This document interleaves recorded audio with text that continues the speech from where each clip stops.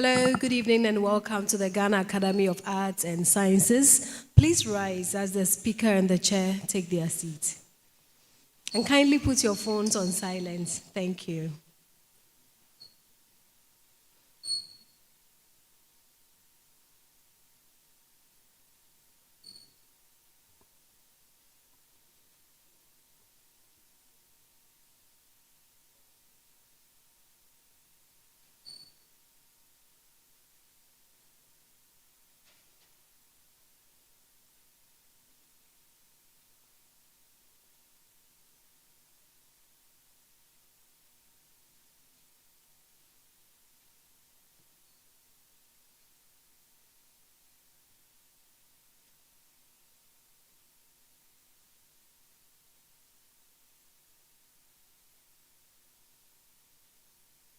Kindly resume your seats. Thank you very much.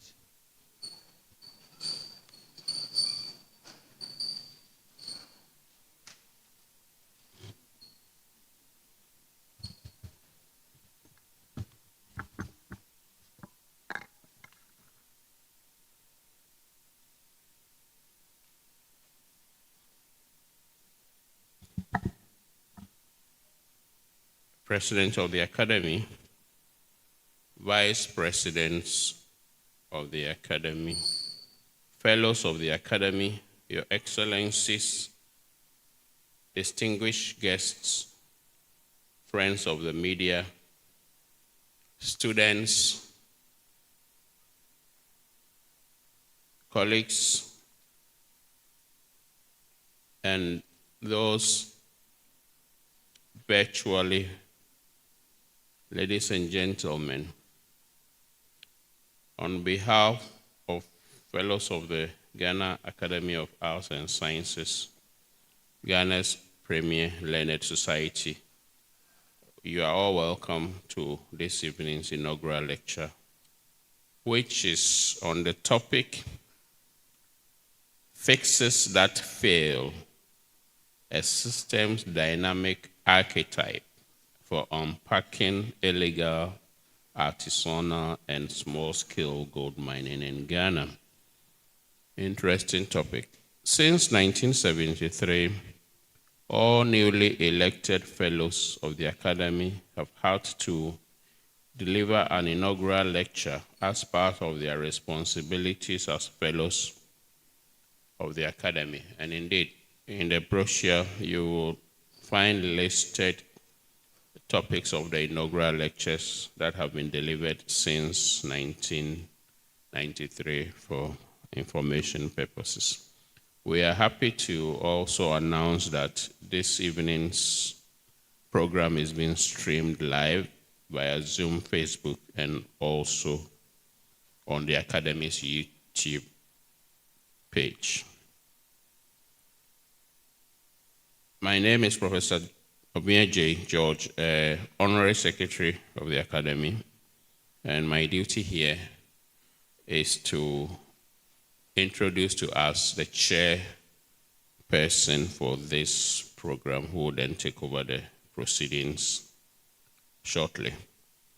I'll now present for us a brief bio sketch of the chairman.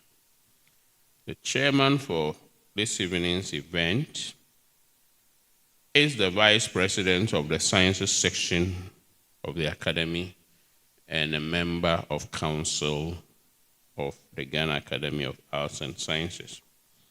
He is a retired professor, University of Ghana, who has taught and trained many students, not only in Ghana, but also in several African countries, including Nigeria, Kenya, and other countries.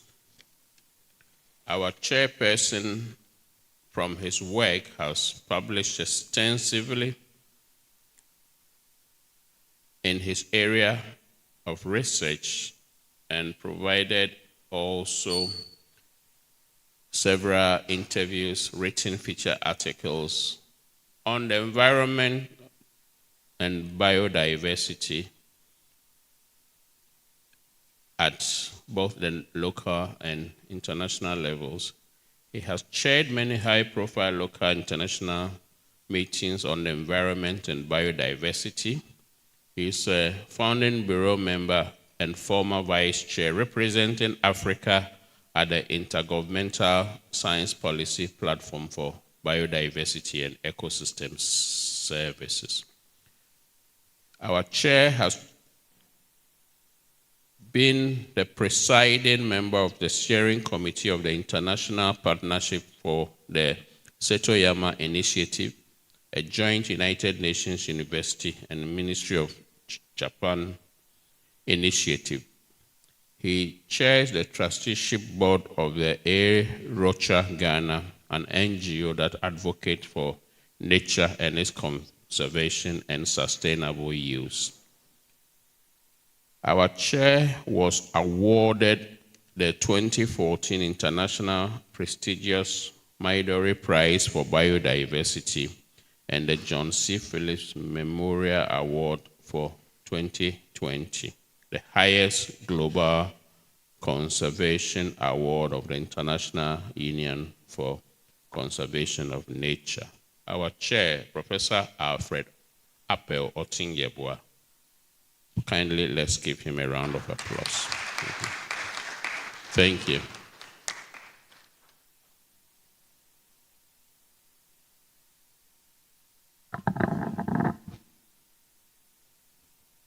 Thank you very much, distinguished Honorary Secretary. The President of the Academy, Vice Presidents of the Academy, distinguished Fellows of the Academy, invited guests, our future leaders from our two schools who will be introduced later. I have a singular honor to introduce the speaker for this evening. Those of you who have the brochures, the speaker's profile has been provided. But let me just bring out a few points of interest. Our distinguished speaker this evening is Professor FREDERICK ATO ARMAH, who began his education at the Life Core Montessori School in Winneba and continued at the Station Experimental Primary School at Kamina Barracks in Tamale, and then to Complex Primary School at Burma Camp in Accra. It was from here that he sat for the Common Entrance Examinations and entered into the Koforidua Secondary Technical School, where he obtained both his O-level and A-levels. The speaker holds a Bachelor of Science honors degree in chemistry from the University of Cape Coast and a Master of Science degree in Environmental Studies and Sustainability Science from Lund University in Sweden. He also holds a PhD in Environment and Health, Geography from the University of Western Ontario in Canada. And the interesting thing about him being in Canada was the fact that he was the first individual from Sub-Saharan Africa to win the prestigious Ontario Trillium Scholarship. Our speaker holds certificates in university leadership and management development, building African entrepreneurship, universities in the context of responsible innovations and sustainable development, and also in project planning and proposal development. Our speaker is a professor of Environmental and Sustainability Science at the University of Cape Coast. Currently, he acts as the Director of Research and Programs at the Association of African Universities, which is a continental organization with over 450 member universities across Africa. Our distinguished speaker has published extensively in peer-reviewed journals of international repute.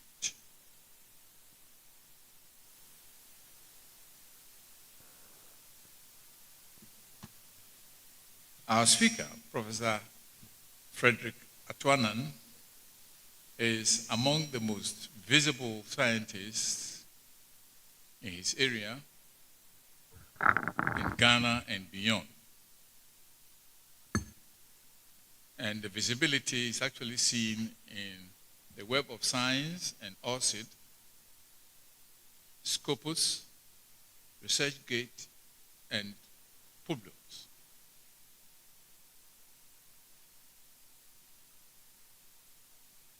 He has a number of experiences, especially in reviewing several grant applications and proposals for international organizations, including the National Research Foundation of South Africa, the International Council for Science, ICSU, and the Network of African Science Academies, NASAC.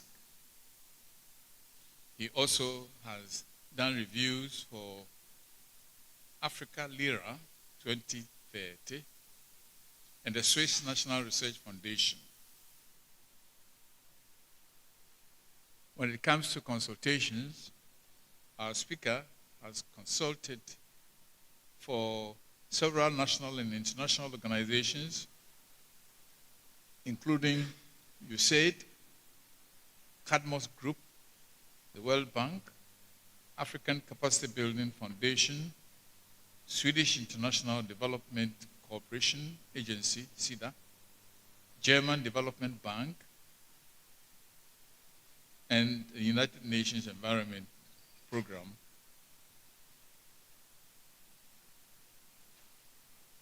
In the year 2020, our speaker won the Association of American Business Publishers Awards for professional and scholarly excellence in environmental sciences. He also is a member of quite a number of associations, which include International Association of Hydrological Sciences International, the International Society for Environmental Information Sciences, International Society for Development and Sustainability, which is based in Japan, and the Institute for Research and Environment and Sustainability.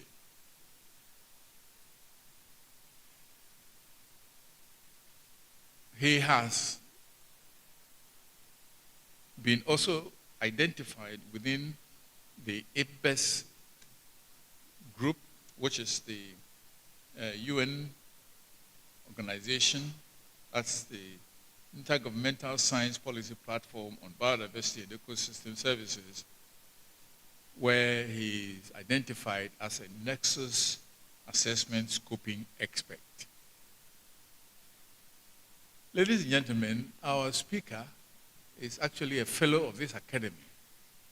And from what I have just provided for you, this is only a brief information about him. You can expect that the next 30 minutes, 40 minutes, 50 minutes or so that he's going to address the topic that he has chosen, we will get to the depth of understanding all these issues to do with artisanal small-scale mining. So I would like to invite the speaker to take the floor. And Prof, this is your audience, as you can see, different categories. this way, that way. So address them. Thank you.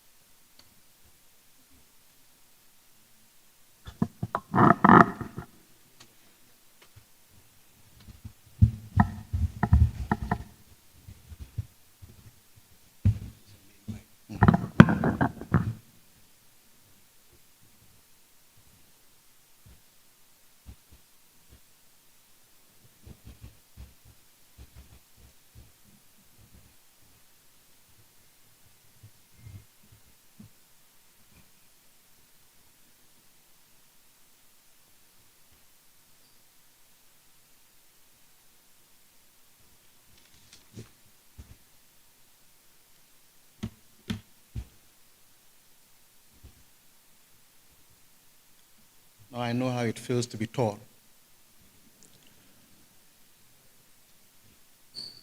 Distinguished Chairman, Professor ALFRED APAU OTENG-YEBOAH,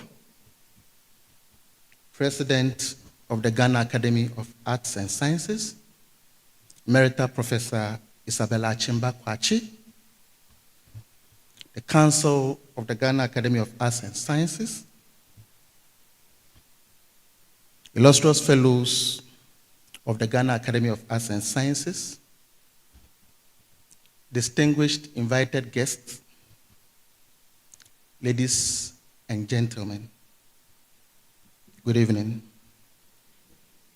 It is with a profound sense of gratitude to God Almighty and to the leadership of the Academy for the privilege and opportunity to deliver my inaugural lecture to the prestigious Ghana Academy of Arts and Sciences. When I consider the stellar cast of personalities from all walks of life who are fellows of the Academy, I wonder whether I truly belong here. Although I've followed the activities of the Academy for a considerable period, my first formal encounter with the Academy was in December 2010, under the aegis of the Safe Drinking Water Using Appropriate Technologies for Ghana, SADWAT Ghana. At the time, we were using membrane technologies to treat contaminated water bodies across the country.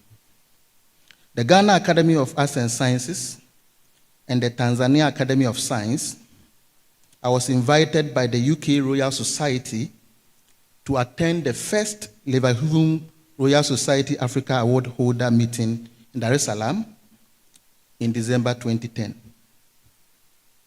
This initiative by the Academy and our delegation was led by the late Professor Francis Nkrumah. That was 15 years ago. I never imagined this inaugural lecture 15 years down the line. This opportunity is truly humbling.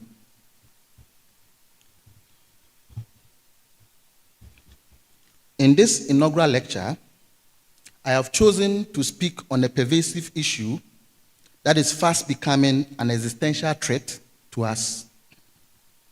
I will commence by situating the phenomenon of artisanal and small-scale gold mining within the global, regional, and national context. Then, I will seize the opportunity to characterize it based on origins, demographics, seasonality, and legality, after which the environmental, occupational, and human health hazards associated with the phenomenon will be addressed. I will also use the opportunity to indicate my contribution to the scholarly research landscape of artisanal and small-scale gold mining. Subsequently, I will position physics that fail, a systems dynamic archetype, as a potential lens for eliciting a nuanced understanding of why our interventions have not succeeded as we originally intended. Finally, I will identify pathways for addressing the issue in a systematic and sustainable manner. I hope to do this in 4 hours.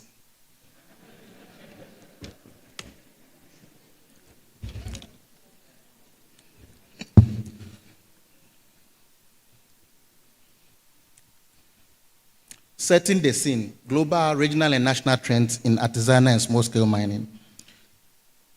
So even though we are talking about artisanal small-scale mining in Ghana, it is a global phenomenon. So we cannot look at what is happening in Ghana as something which is isolated from global phenomena or global processes. So we need to set the scene by looking at global, regional, and national trends in artisanal and small-scale mining. We'll start with the global trends or the big picture perspective. In this particular graph, we show gold reserves across the top 20 countries. And you will see that in this particular list, the usual suspects, the United States, Germany, Italy, France, Russia, China. You don't see any of the African countries listed in the top 20. But you can see that there's a stockpiling of gold. That means that whatever we mine here is moving to other domains. That is pretty much the message that this slide conveys. Now, globally, there are about 40.5 million people who are directly involved in artisanal gold mining. This estimate was in 2017, up from around 30 million in 2014. And then, as far back as 1993, there were only 6 million people. So if we look at the trajectory in terms of population increase and the people who are actually involved in the phenomenon, we see a drastic increase in that. Now, we also see that about 150 million people depend on that sort of livelihood across 80 countries in the global south. So whenever you are proposing a solution, you should have this in view.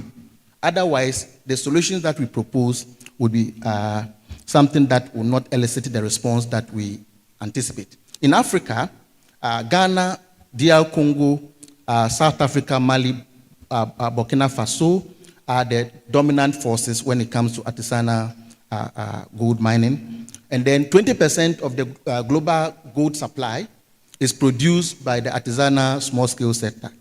And of that, 90% of the gold mining sector workforce is engaged in artisanal and small-scale mining. This form of livelihood generates about $30 billion annually, and it provides a critical source of income for a plethora of people. 70 to 80% of small-scale miners are actually in the informal sector.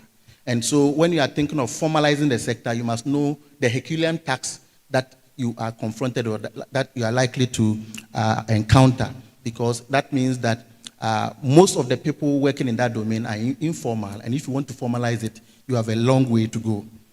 Then we talk about the environmental impact. Artisanal small-scale mining is estimated to contribute to about 37% of global mercury pollution. We know the environmental and human health outcomes associated with mercury intoxication. This 37% of global mercury pollution, in terms of nominal figures, stands at around 1,400 tons per year. And according to the Minamata Convention, this is the single largest source of mercury emissions to the environment. We need to also understand where small-scale mining is most prevalent globally. There are in China, in India, there are about 15 million people involved. In China, 9 million.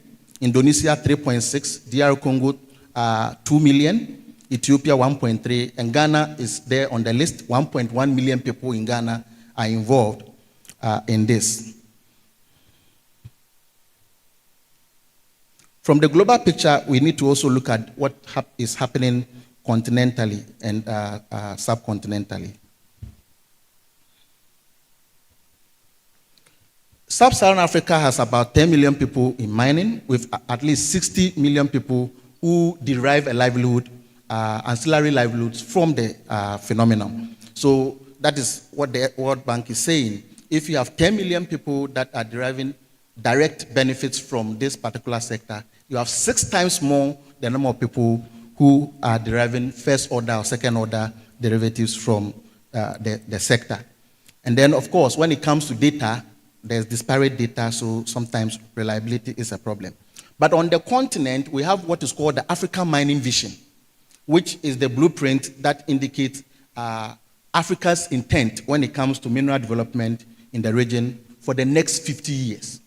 So that is there on the continent. As to whether we are putting it into practice is also another matter. Now, if we look at the continent, between 50 to 55 million people are found directly engaged in artisanal small-scale mining, and in about 40 countries out of the 54 countries on the continent. So the numbers are staggering. We must understand that the numbers are staggering. And then, of course, there are 4 countries that are also leading in terms of the number of people who are in the sector, between 500 to 1 million miners as at 2014. In Ghana, Cote d'Ivoire, Mali, Tanzania had populations within this particular range. And then studies have also shown that 4 to 12 times that number are actually people who are deriving first or second order benefits from the sector. Typically, when we talk of artisanal small-scale mining, many people surmise that it's something which is only done by males or men, but the proportion is almost evenly distributed. Actually, we have almost equal distribution between men and women involved in the sector, but it's just that they have heterogeneities when it comes to their role within the mining value chain. Then we come back home, which is where we are going to continue, and everything we are going to talk about will be centered in Ghana. We talk about national, sub-national trends in ASM. Gold accounts for about 49% of exports and contributes about 8.4 billion US dollars to Ghana's GDP. This is also a substantial amount of money. And we know that about 1.1 million people are directly involved in ASM here in Ghana. This presupposes that those who are working in the artisanal small-scale mining sector outnumber those who are working in the large-scale mining sector. As at this morning, when I checked from the Mineral Commission's website, we have about 776 active mining licenses issued. As I indicated earlier, the gold that we produce is sent outside, and the primary destination for Ghana's gold is the UAE, United Arab Emirates. That is where our gold ends. And then we know that in the past 10 years, successive governments have tried to address the issue, mostly using command and control approaches, seizing excavators, sending security men to disrupt activities and all of that. Both parties that have been in power in the past decade have used those techniques. But then we are going to take a critical look at that in a jiffy. Sometimes there's also the notion that artisanal small-scale mining sector is homogeneous. It is not. There are a number of heterogeneities in the sector, which also fits into the complexity of the situation that we are dealing with. I will try to distill the complexity in 4 key domains, looking at seasonality, origins, demographic, and then legality. When we take seasonality as a discriminant, we will find that there are some people who are permanently involved in the sector. There are those who are seasonal participants. There are those who also enter the sector through the global, regional push and pull shock migrant system. We know that in transport geography and human geography. So seasonality plays a key role in terms of the density of people and the density of activity when it comes to artisanal and small-scale mining. Then when we look at the origins, you will find that this is not something which is specially delimited to Ghana. So there are a number of countries that also have workers within the sector who come to Ghana, and then when the production ebbs, they go back. So you have migrants and local people both involved in the sector. And then in terms of demographics, you have a wide array of cohorts from very young old, women, children, they are all involved in it. And then the legality for us is one of the key issues that has come to the fore. People are talking about illegal. Now, so here there are three key issues. Those that are legal, small-scale miners, those that are formal, that is within that same domain, those that are informal, and those that are illegal. But it is instructive to know that even those that are legal are doing illegal activities. This is something we must take note of.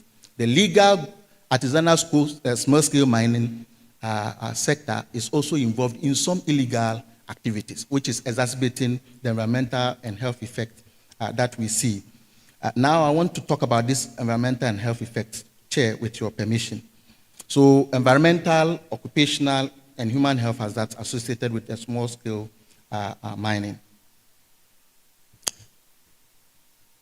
I took this, my team, we took this picture actually in 2020 in Prestia Himan.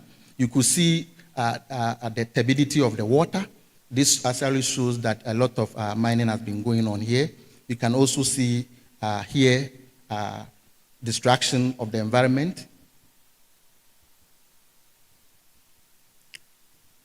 Some of these galamsey pits, as we call it in Ghana, galamsey, are very deep, even up to 80 meters or beyond. That means that if they were to load all of us and dump us in that pit, all that we've seen is the ripples. After that, nothing else. Huge excavations, as we see in this particular picture. This is the River Ankobra, and then we see that on the periphery, there's a lot of active gold mining taking place there. Some will also be asking, where are the human beings doing this? So in set, where it is, you see a human being there. They are the dots you see there as human beings.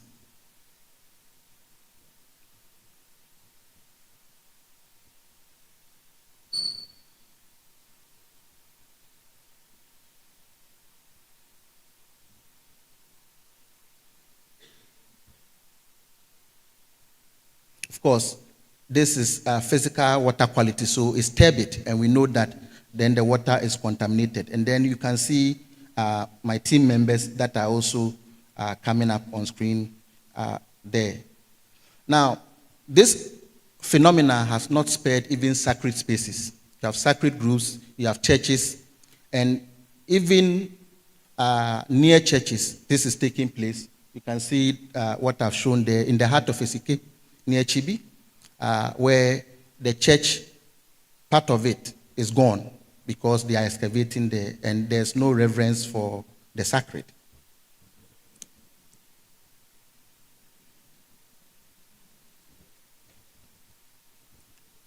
Chair, with your permission, I'll talk briefly about occupational health hazards associated with artisanal and small-scale mining. So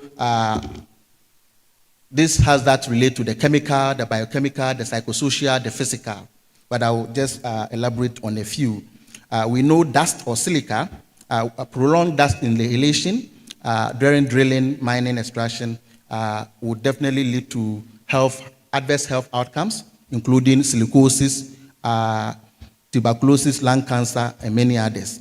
And then when it comes to arsenic, inhalation and ingestion of arsenic will lead to hyperpigmentation, depigmentation, bladder cancer, skin cancers, and then lung cancer. All of these are things that we see associated with arsenic intoxication.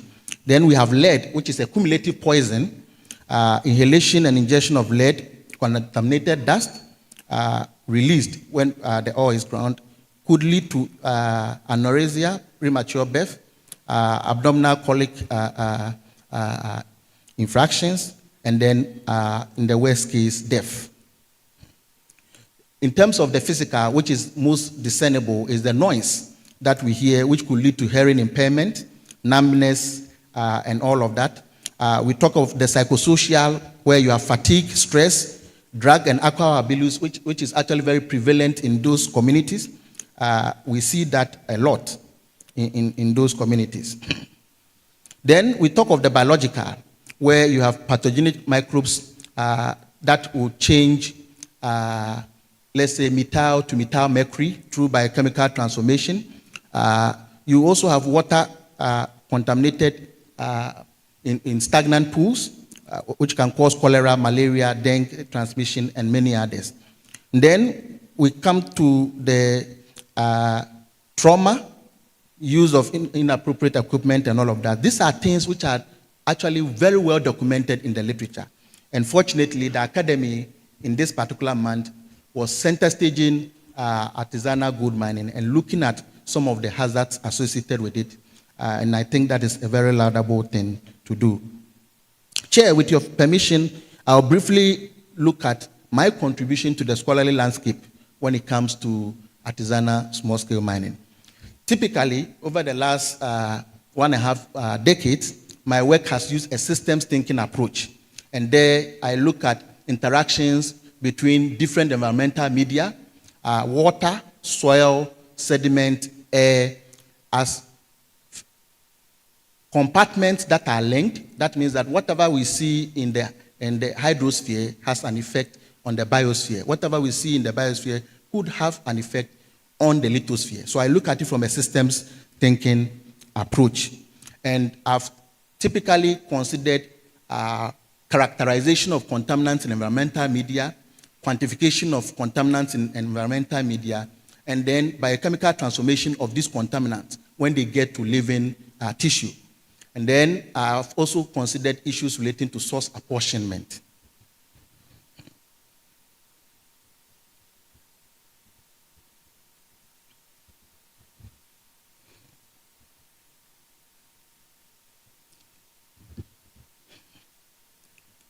So, Chair, as I said, the work that I've done on artisanal small-scale mining is not specially delimited to Ghana.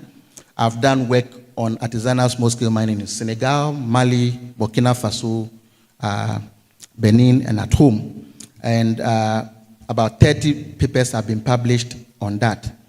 Within the country, there are a number of regions where some of the things I've done were recorded. Western, Central, Ashanti, Northern, Western, North, and then Central region are places where I've done quite some work when it comes to artisanal and small-scale mining. And this work has typically been done in about 65 communities. With your permission, I will just go through a few, not just the 30 papers, just a few.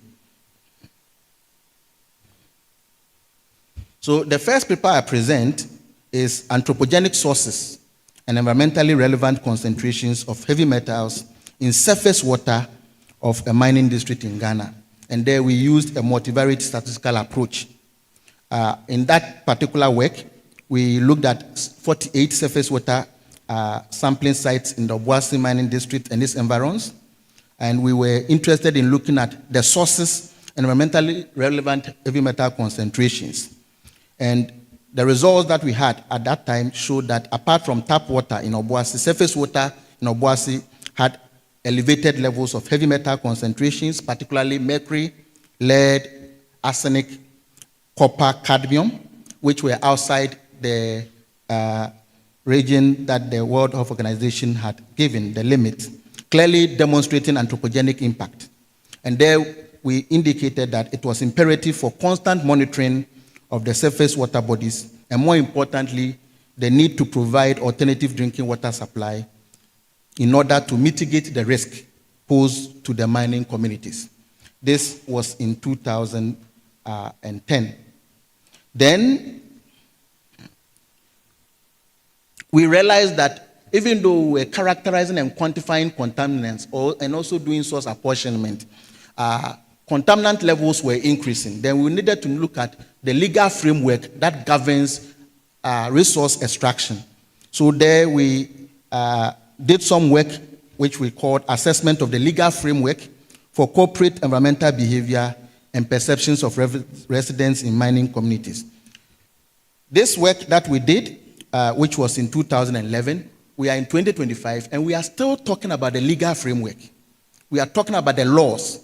And now we are thinking about how to amend laws or how to revoke laws and all of that. So these issues, even though we identified them then, are still pertinent as we try to grapple with this particular issue. The next paper I want to talk about, distinguished chair, is a paper we called Assessing Environmental Exposure and Health Impacts of Gold Mining in Ghana. And in that particular study, it is the first study or the first report where we compared arsenic, mercury, cadmium, cobalt, copper, lead, platinum, zinc, and manganese concentrations in blood samples of residents living in mining communities, and then the counterfactual we used was in non-mining communities, those who were not exposed to the contaminants.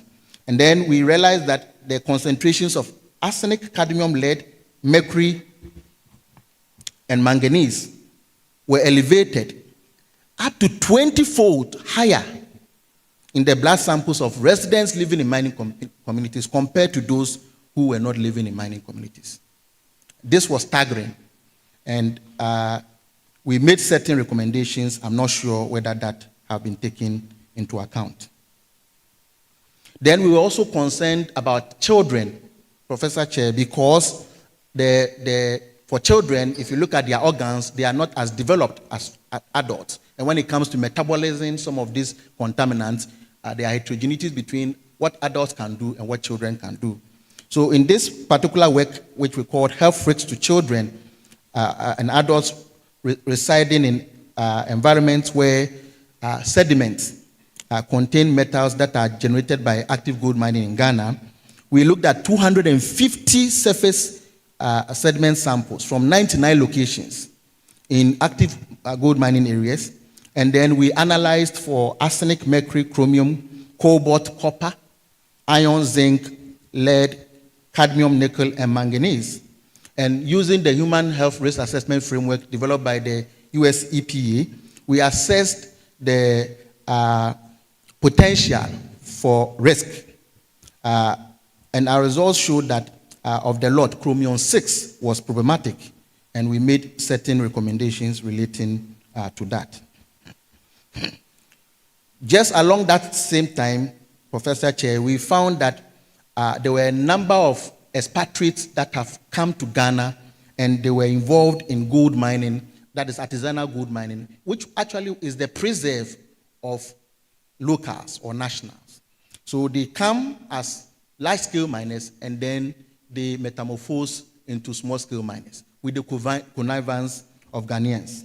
So there we engage at the artisanal miners themselves, government officials, policymakers, and traditional leaders in order to examine what was happening. And then we realized that a number of expatriates had come, and they were actually in the sector. Sometimes you go to a place, the name is Ghanaian, but all the people working there are expatriates. You don't see a Ghanaian, and that was actually a problem. And of course, we also saw that there was lack of will, political will to execute the laws when it comes to indigenes doing artisanal small-scale mining and then expatriates doing large-scale mining.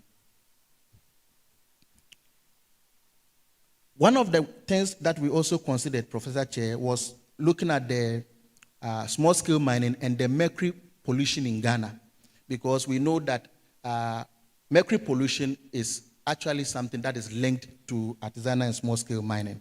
And we looked at the messy minerals and gold mining policy. And there we looked at what members of parliament were doing, in terms of the approaches that they were recommending for addressing gaps that are inherent in the minerals and gold mining policy.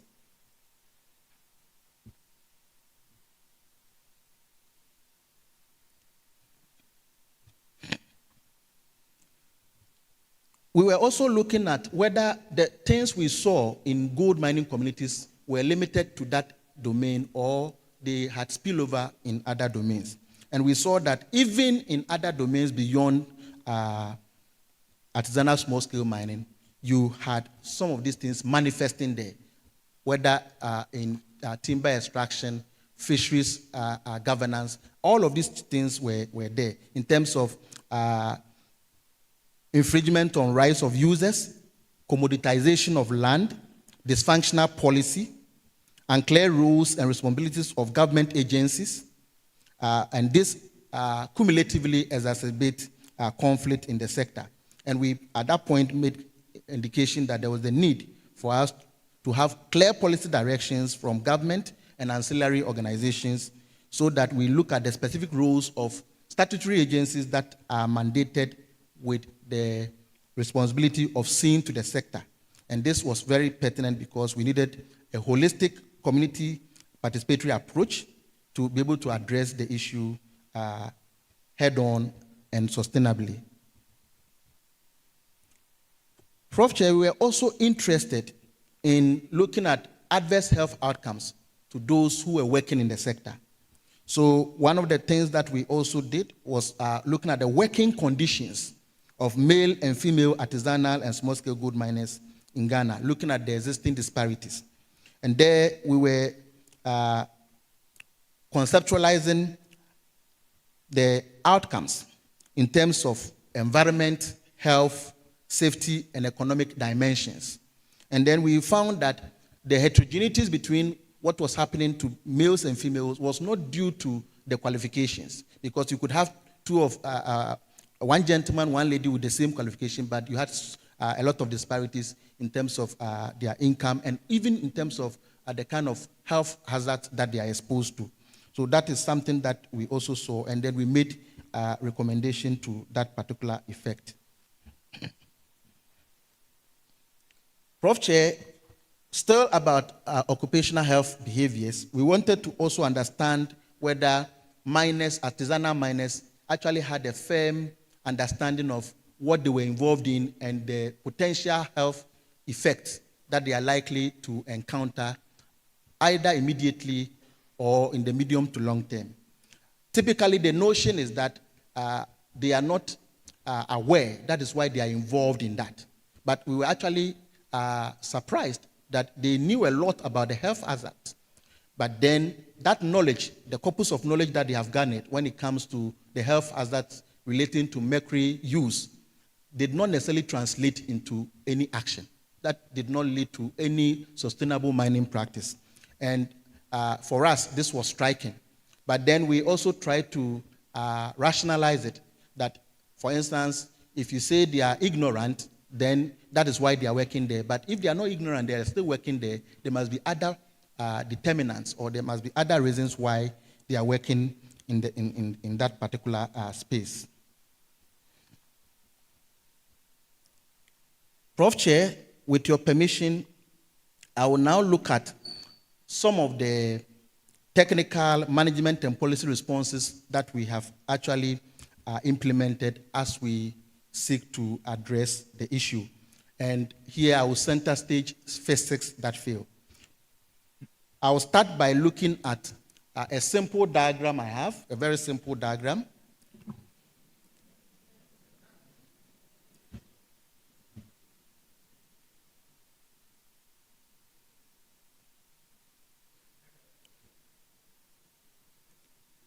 Yes. So this is a systems dynamic model, but this is the rudimentary form, which is a causal loop diagram. So I've left out the stocks and flows to make it very easy for us to understand. Now, we can start from here. So any plus you see, plus simply means same direction. So if you have a pair of variables, if you see a plus on the arrow, it simply means the same direction. If you see a minus, it means opposite direction. So for us in this room, if the temperature increases, we will sweat more. So it's the same direction. So it's a plus.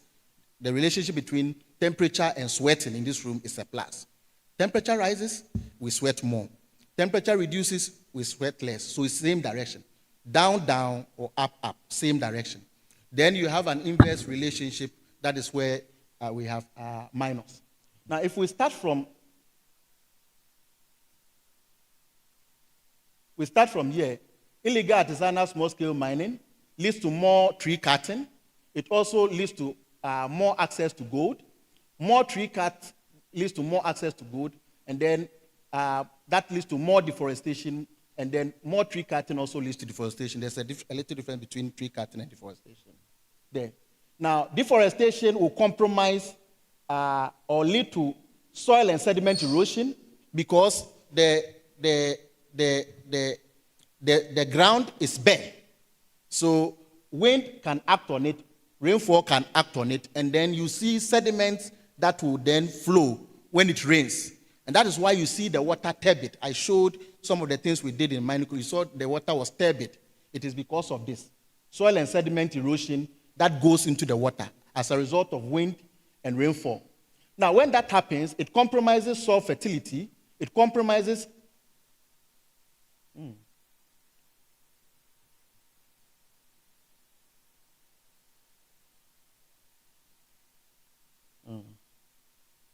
Okay, I hope no artisanal miner is toying with my slides.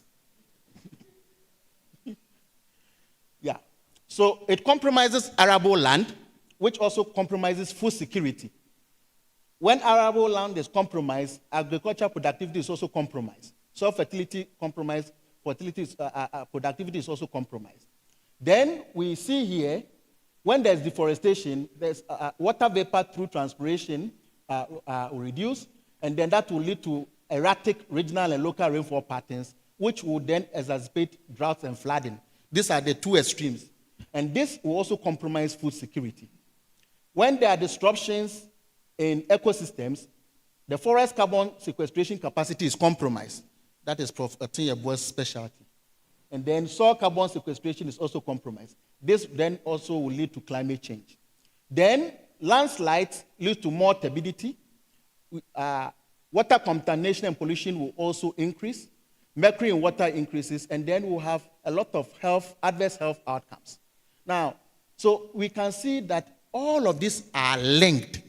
So if we are proposing a solution, we should take into account the feedback relationships that we have in the system before we propose the solution. Because any solution you propose is going to cascade in these domains. And you must know the immediate and the medium to long-term ramifications of what we are proposing. Very important for us to look at it in that particular sense. Professor Chair, I talk about fixes that fail. So hitherto, what has been the approach we use to address it? The symptoms I mentioned earlier on in the previous slide, we try to address it. We see deforestation, soil degradation, water pollution, mercury poisoning, respiratory issues, and then we try to address it by raids, arrest, destruction of mining equipment, providing alternative livelihoods, free extraction methods, and then granting mining leases. This is what we do to address this. In the short term, it appears as if we have solved the problem. But in the long term, we see the problem exacerbated. That is the essence of the fixes that fail. We see it here. For instance, if you want to give a miner alternative livelihood, and you say you want the miner to rear grass cutter, what are we trying to do? It's not going to work. We have to look at it from a different point. Now, when we apply this, in the short term, it appears that the problem is being solved. So you see a balancing loop, because this will reduce in the immediate term. We count the number of excavators and all. We are happy. We are recording. The indicators are all there. And then it appears that the problem is fading. And then after a year or two, it comes back worse than what we had before. Because we have not looked at the unintended consequences. If we chase them, we push illegal miners further underground to areas that are pristine, and then we have not addressed the underlying issues about poverty traps, lock-in, mismanagement, and then parallel counterbalancing livelihoods. We have not thought about that. So this double bar here is an arrow that talks about a delay. It takes a longer time for that to kick in. When you do this, you see the transient impact. You are happy. But then after some time, this one will kick in. When it kicks in, it comes to worsen the situation. That is fixes that fail for us. And you see in the past 20 years, We see this over and over again. Those who are in this room, who have followed the debate, they can tell us that this is what has been happening for the past 20 years. And it's like we are in a vicious cycle. We come back, we are making progress, and then we go back 5 or 10 steps backwards.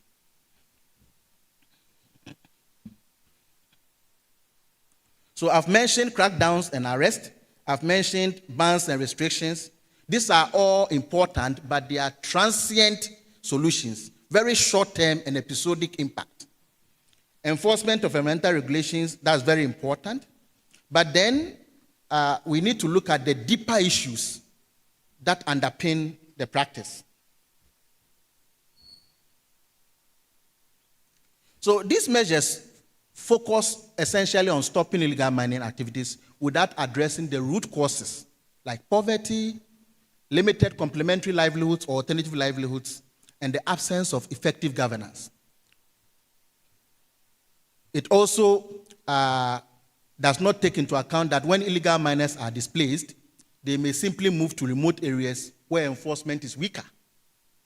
You see, when you ban something, your enforcement capacity should not be less than your capacity to ban the thing. If your enforcement capacity is weak and you ban, you have not done anything. The ban is just on paper. You have not done anything because you can't enforce the ban. So these people return when the crackdown subsides and the situation worsens. Sometimes when the crackdown occurs, mining communities say that this is our heritage, this is our land. We have a right to mine, and we see weaponization in those communities, some of them taking up arms because they think what they are doing is legitimate. This is something that was bestowed on them by their forebears. So we see a lot of side effects or unintended consequences, which I've mentioned earlier on. So the clear message here is that interventions that focus solely on suppressing illegal mining often lead to unintended negative side effects that perpetuate the cycle of fixes that fail, if we don't look at the underlying issues. In the long term, the problem returns in a more complex or intensified form because the root cause remains unaddressed.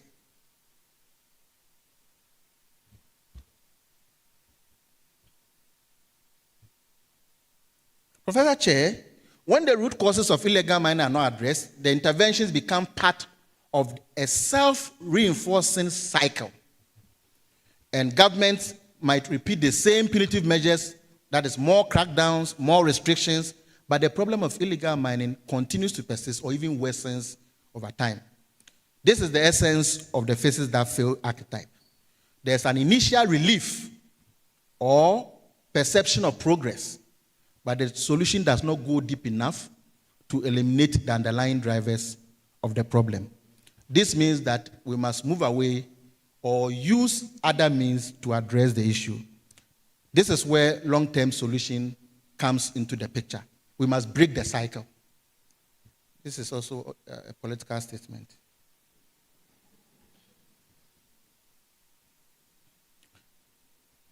What can we do to break the cycle, Professor Che? We need academic humility. We should be open to other ideas, thoughts, and accomplishments. The fact that somebody is not educated but is in the community doesn't mean the person is ignorant. You must take their views into account as we look for solutions that are enduring. Issues about cognitive biases. We should question the old way of doing things and expecting different results. And be prepared to learn and relearn. To avoid the fixes that fail cycle and address illegal gold mining problem in a much more sustainable manner, it is imperative to address the underlying drivers and create solutions that address both the immediate symptoms and the root causes. So if you want to use technology to remove the muddiness and to make the water less turbid, it's not bad. But look at what is causing that. Because if you use the technology, there's other processes that will make it come back to its original situation. So you need concomitant solutions, upstream, downstream, very important. So we need to tackle this immediate symptoms and the root causes of the problem. And these solutions must be holistic, involving social, economic, environmental, and political changes. And while at it, we must understand that our mental conception of the issue is not the full account. Now, a model is a mental abstraction of complex reality. We try to understand issues using models, how things work. So how we perceive the issue of artisanal small-scale mining, or how we frame it, is a model, it's a mental model. We must understand that all mental models are wrong, but some are more useful. H.L. Mencken has this to say, that for every complex problem, there is an answer that is clear, simple, and wrong. Yes, and this actually can be seen when you ask people, what is the problem? You can ask them, what is the problem when it comes to artisanal gold mining? And you realize that when they frame the issue, the solutions they provide are very simplistic. And you ask yourself, so if this is what we needed to do, there's nobody in Ghana who could have done it? 50, 60 years? How is that possible? So it's a complex issue, and we want to provide very rudimentary and simple solutions. It doesn't work that way. We need coordinated action. So that is very important. I've never attempted to pronounce this word. While you are in your seat, you can try it. It's a verb. It says to make something worse in the very act of trying to improve it. We must understand that stakeholders have good intentions. No government wants to come and say, I want to mess up this thing for people to know I know how to destroy things. No. They have good intentions, but good intentions are just good intentions. So good intentions is not enough. You must move beyond good intentions. You must look at how we are going to address the issue without adding to the problem. So sometimes you want to solve the problem, but you realize that your solution is worse than the ailment. In medicine, we say the solution or the medication should not be worse than the ailment. It's very important. Professor Chair, we've established that this is a complex issue, and in order to deal with it, we require a holistic approach. There are 5 key elements that should be in our repertoire or portfolio as we try to address illegal artisanal small-scale mining. 5 key elements that should be in our portfolio. We need vision. Where do we want to get to? That vision must be there. The vision for forest, vision for water, vision for sediment, vision for soil. We must have a vision of what we want to do. We need skills. If it comes to environmental remediation, we need the core competencies and skill sets to be able to do that. We need incentives because there will always be inertia. People sometimes need to be incentivized. They need, sometimes motivation can be intrinsic, but extrinsic motivation is also very important. We need to incentivize action. If you want them to move away from something, then they need to have a sense of what will be the benefit that is likely to accrue to them. We need resources. You can't fight this issue without resources. We need resources. And then we also need practical steps, which in this particular context we refer to as action plan. Chair, if these 5 elements are in place and they are coordinated, working simultaneously and concomitantly, there will be success. But in our situation, we find that in most instances, 1 or 2 of these issues are missing, or these elements are missing from our repertoire or our portfolio. Sometimes we have the skills, we have the incentives, we have resources, we have the action plan, but there's no vision. If there's no vision, there's going to be confusion. Sometimes we have vision, we have incentives, we have resources, we have action plan, but there's no skills. The skill set is not there. The core competencies to be able to do it is not there. When that happens, there will be anxiety. Sometimes we have the vision, we have the skills, we have the resources, we have the action plan, but the incentive is not there. That means that the change that we want to elicit will be very slow because people are not incentivized to take action in that particular direction. It will have gradual change. Sometimes we have the vision, the skills, incentives, and the action plan, but there are no resources. This definitely leads to frustration. And we know in our context that this has been issue. People who are mandated to work on this are always complaining of lack of resources to be able to execute this, and there's frustration. Finally, if we have the vision, we have the skills, we have the incentives, we have the resources, but there's no action plan, then it means we have misfired because we don't know how to coordinate this and work in tandem to address the issue. Chair, with your permission, I'll propose some practical steps centered on the notion of a multi-stakeholder platform or multi-sectoral approaches to the issue.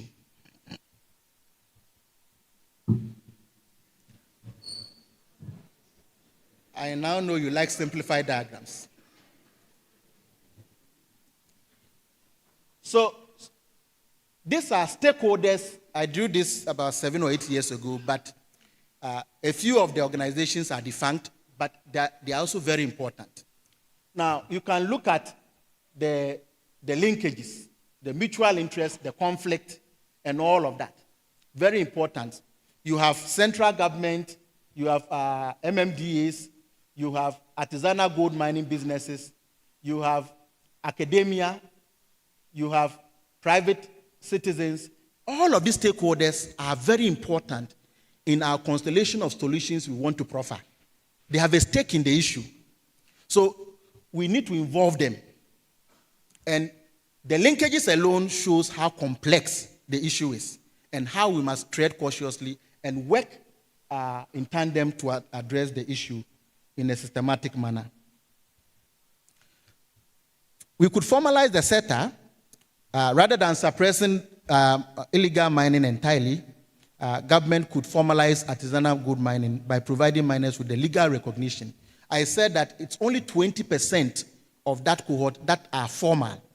It means 80% are informal. So if you want to formalize it, you must know the magnitude of the issue you are confronted with. It could be licensing and registration programs, training and resources, support for safe equipment, efficient, safe mining technologies, very important. We could also be looking at complementary livelihoods that are sustainable. And livelihoods are cultural. So if, for instance, you want to give a fisherman a different kind of livelihood, you should not be asking the fisherman to go and rear grass cutter and things like that.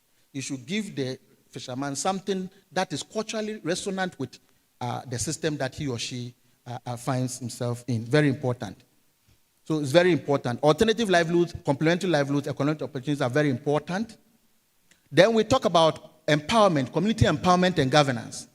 Now, if the community is part of the problem, then they must be part of the solution. So it means that we must situate the particular issue within that particular context in order to get solutions that resonate with that context. So governance, very important. Culturally appropriate and sustainable solutions that we need to also proffer, very important there. Then we talk about improved law enforcement and monitoring. Smart enforcement, very important, rather than blanket crackdowns. Authorities could focus on areas of high-risk exploitation, and then they can target the most harmful mining practices. For instance, use of mercury or child labor, and then address it in a very sustainable manner. Of course, we must understand that this is a transboundary issue.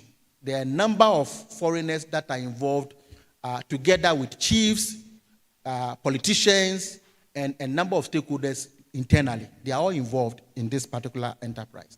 Now, the external stakeholders may not be at the forefront, but they are also part of the cohort of financiers, and we must also look at how to address it using a transboundary approach.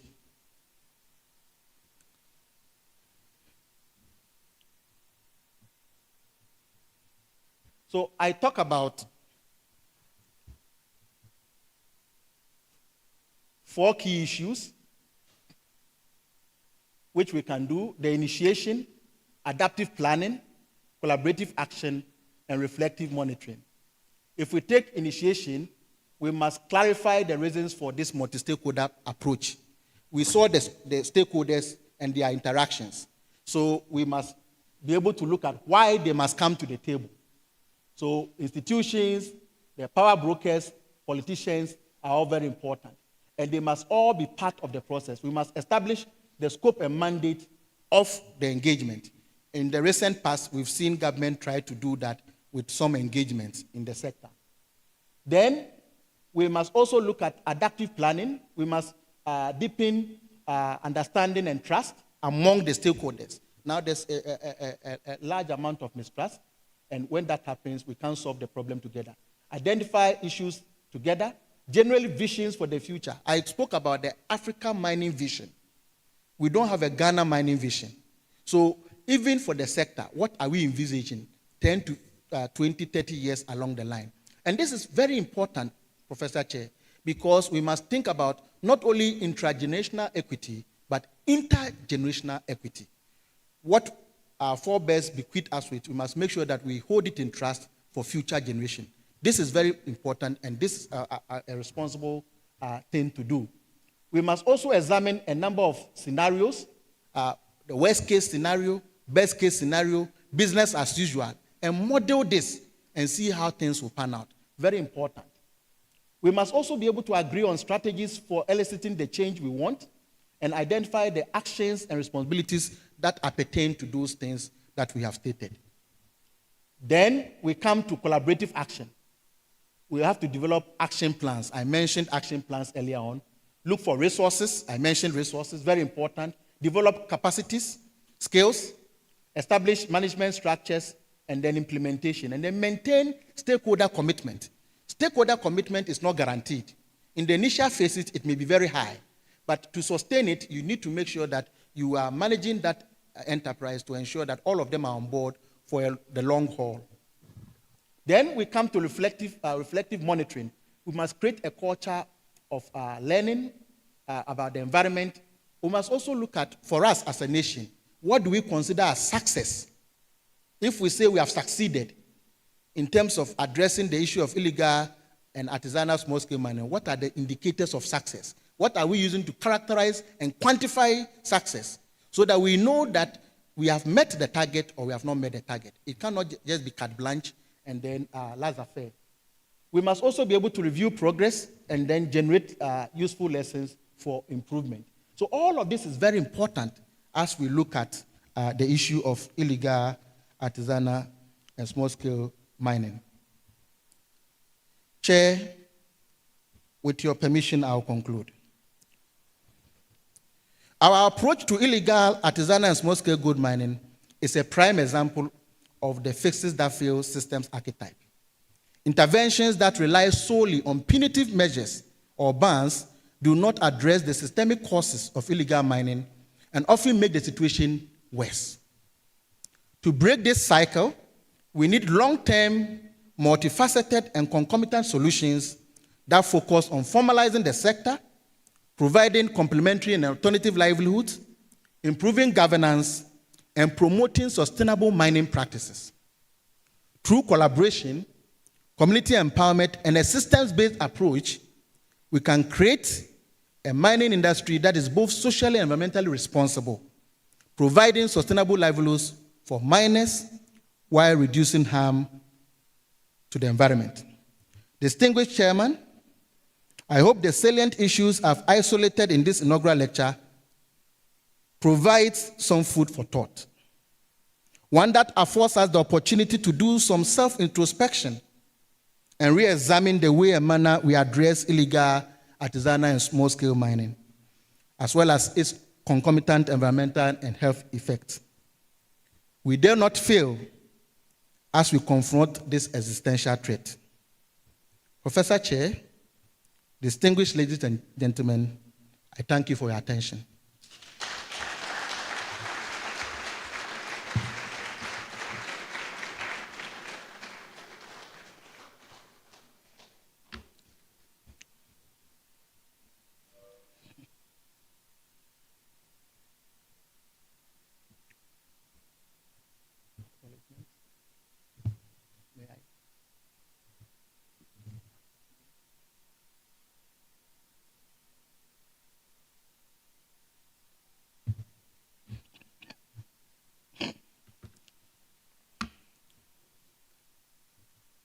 Thank you, distinguished chairman.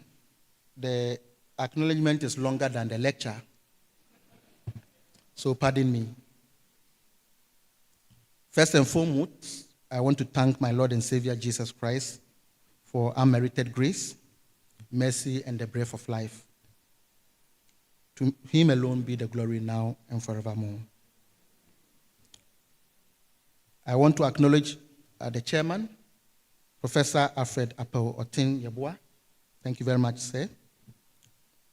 I want to acknowledge the president of the Ghana Academy of Arts and Sciences, Emerita Professor Isabella Achimba Kwachi. Thank you. I want to acknowledge the Vice President of the Republic of Ghana, Professor Nana Jane Opoku Ajiman, my lecturer and later Vice Chancellor. I want to acknowledge the Council of the Ghana Academy of Arts and Sciences. I want to acknowledge Professor Abba Bentlandam, past president of the Academy. You've been a mother to me. Thank you so much.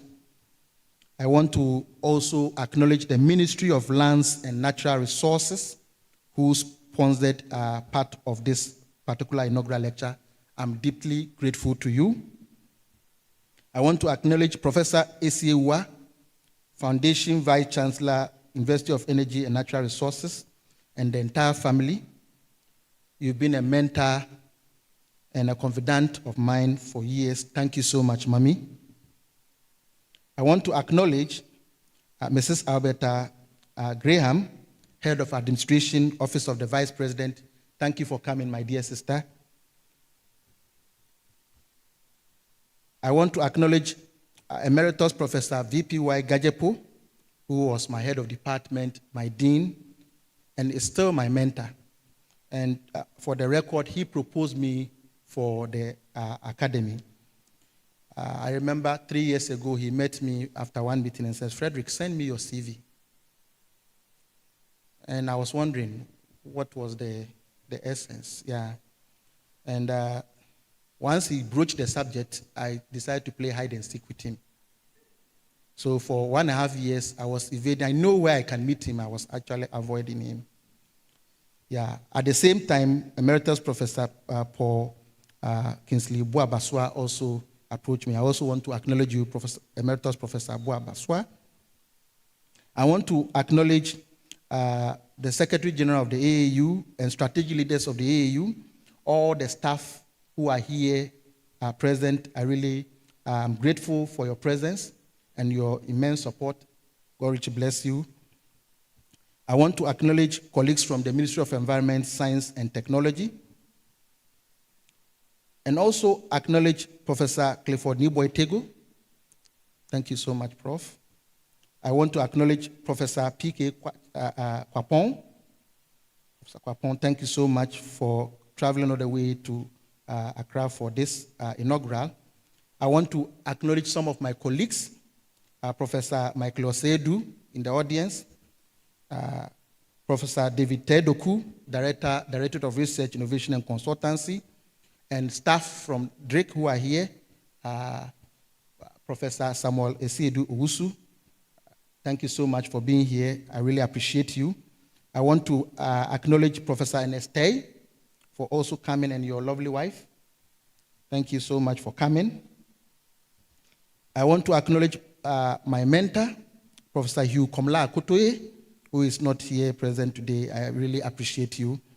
I acknowledge Professor Angela Kosu, visiting professor, Free University of Berlin, who is online. Thank you so much for coming. Some of my collaborators, I want to acknowledge Professor NSK Afrifa, Professor Alendala Nimoy Papo, Dr. Samuel Obri, Professor David Kofi Esuman, Professor David Oscar Yossen, Dr. Benjamin Esson. I really appreciate all of you. I appreciate students from second cycle institutions that have come here today in your numbers to listen to this lecture. Thank you so much for gracing this occasion with your presence. I want to seize the opportunity to thank the Odoi family, Justice, Mavis, and your lovely children. Thank you so much for coming. I want to appreciate the Nyeku family, Elliot, Florence, and the family. I'm really grateful to you. I also want to appreciate the Boama family, Uncle William, who is in Canada joining virtually. I want to acknowledge Auntie Betty, Sheila, who have traveled from Canada to be here today. I really appreciate you. Thank you for coming. I want to also appreciate Auntie Faith for coming to be with us today. I'm deeply grateful. I want to seize this opportunity to thank Professor David Oscar Yorson of the University of the West Indies, Barbados, Betty, and the entire family. I appreciate my extended family as well, the Awanyos, the Willises, the Benins, the Mikes, the Yorks, the Ames, and the Shens. Thank you so much. My sisters, Barbara, Rita, and Roberta, thank you for coming. I'm deeply grateful. And then to the household of faith, Evening Light Message Tabernacle, Cape Coast, Pastor Samuel Kwame Taylor, Pastor Jonathan Bafu Mason, and all the elders of the church, I really appreciate you for coming and for being online to join us. Thank you. I want to appreciate my dear wife, Nesba, who is here to be with me today. Thank you so much for these 20 years we've been together. I'm most grateful. Thank you for your immense support and your prayers. Thank you. My little girl is not here, Asida. And all the children that God has given me to nurture. Children in Australia, Canada, US, Ghana. I really appreciate you all. And I pray that it will end well for you. I've intentionally left a few people out. They've not been calling me. When we leave, they can then call me. Thank you, Chair, for your attention.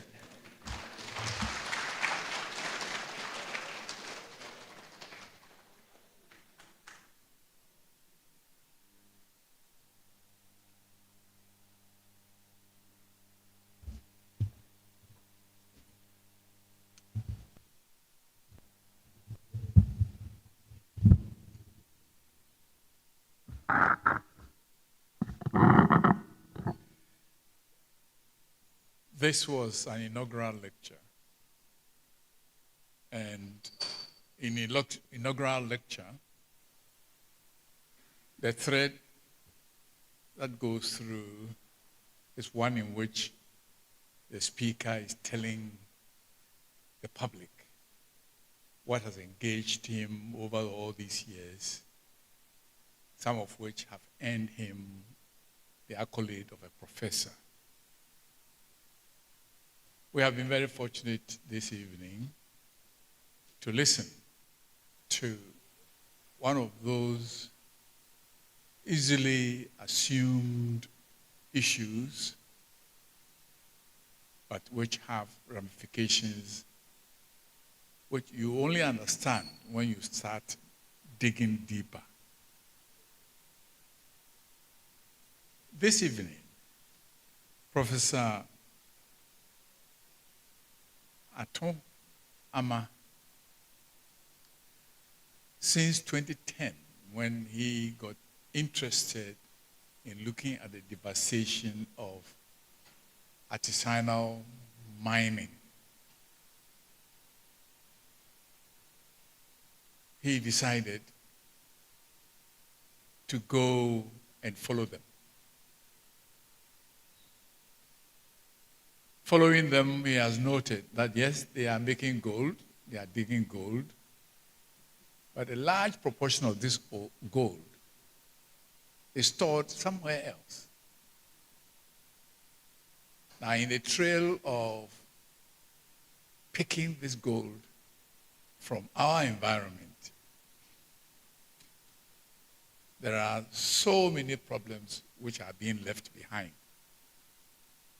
And governments upon governments have been trying to find solutions.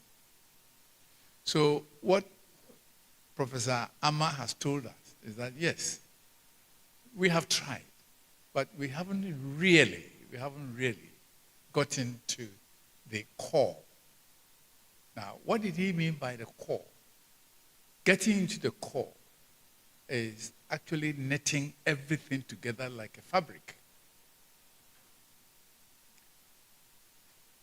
Knowing where one thread is coming and where it is meeting the other thread.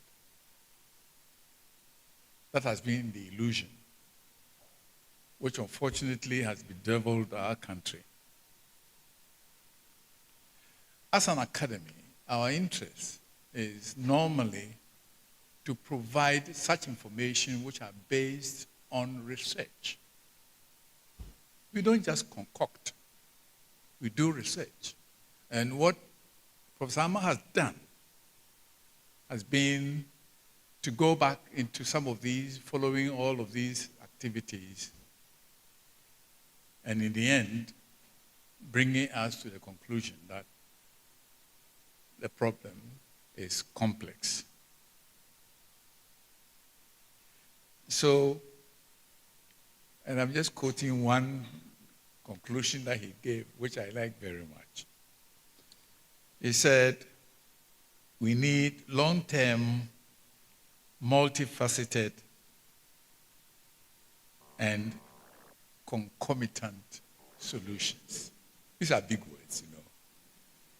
But all that he is trying to say, is that the solutions are with us. If we have a vision that looks beyond now and say to ourselves that as Ghanaians we have the opportunity to remove this scourge on our society, we can do it. It all comes from having a vision. But a vision which is not accepted by everybody. And that was the point that he was trying to refer to. When you are finding a solution to solve, other people are seeing that their livelihoods are being taken away. So you come into the issue of catch-22. How do we, as Ghanaians, realize that we are killing ourselves as a result of this activity?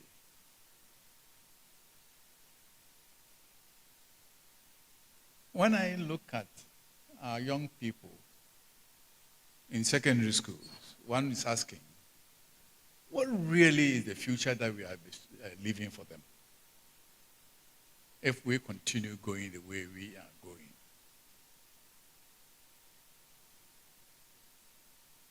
So I believe our lecturer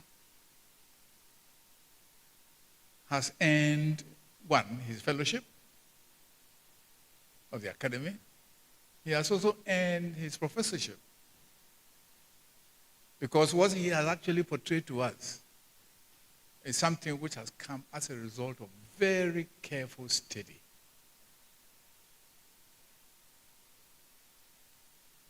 Interestingly, last week we spent 3 days considering Galamsey. But Frederick, you mentioned Galamsey only twice. Well, I'm happy that you just mentioned it only twice, because you were referring to ASM, which is more or less a glorified name. But thank you very much. One thing that scared me initially when you started, you said you were going to speak for 4 hours. But you spoke for 1 hour plus, which is a credit to you, because you see, look at these young ones who have to go back to school to start doing something. By the academic standards, we do not have a space for questioning. And my feeling is this, particularly the young ones, there are many things that have been said which you do not understand. And you came with your teachers. So, please, teachers, who came with these young ones. And I believe that you took down many of those very interesting words. One which it got taken away very quickly, so I couldn't pick it very well. But it starts with VERSCH.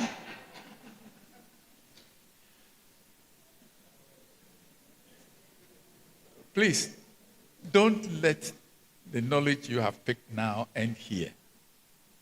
Carry it with you. Wherever you do not understand, please ask your teacher, and your teacher will have an opportunity to link to the academy, and will then provide the necessary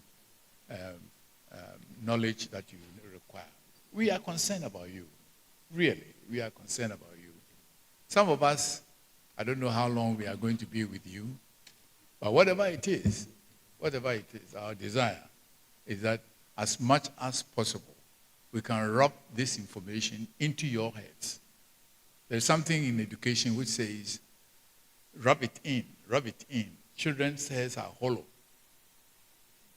Rub it in, rub it in. There is still more to follow. So, that is for you.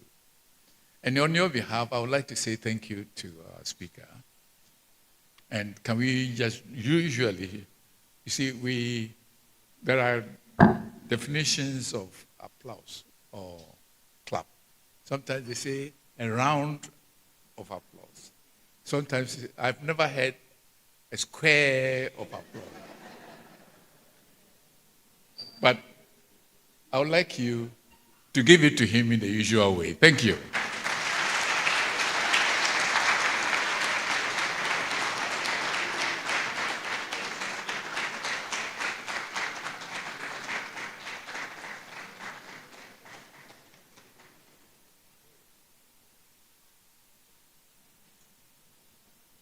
Right. Thank you very much also for being a very attentive audience. And I think you would agree with us that our chair also deserves a round of applause. Right.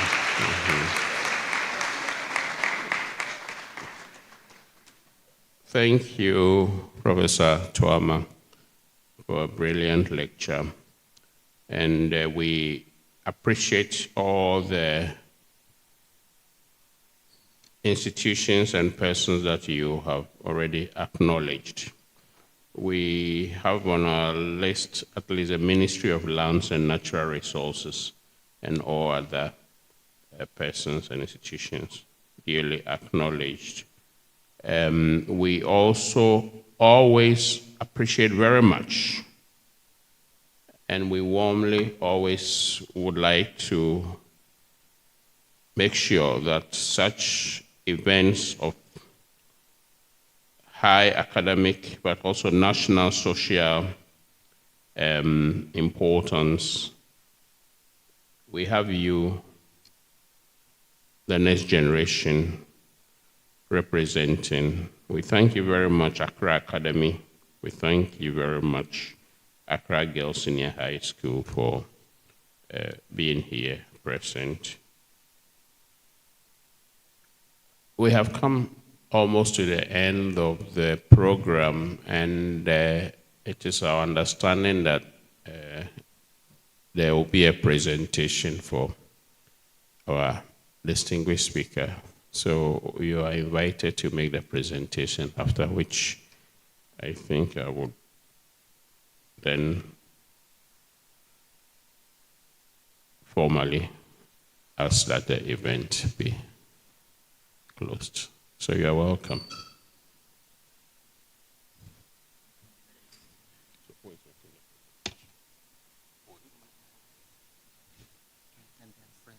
Right. So we have a presentation from the Professor Ato Armah's family, the wife and friends.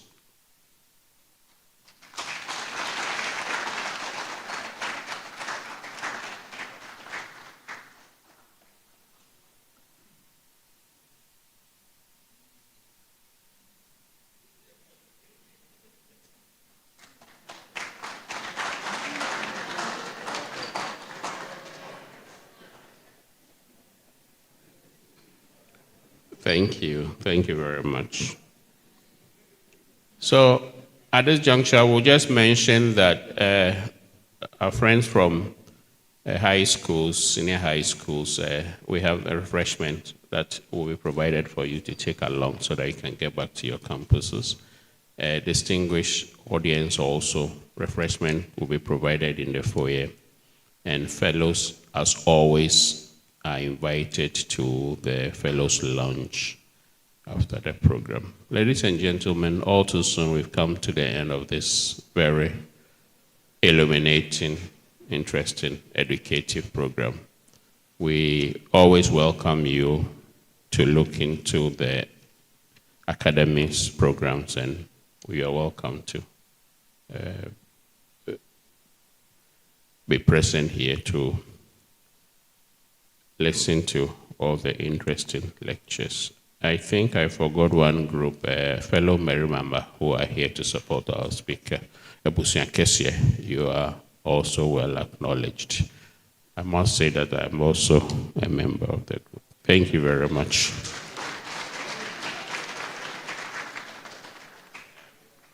So,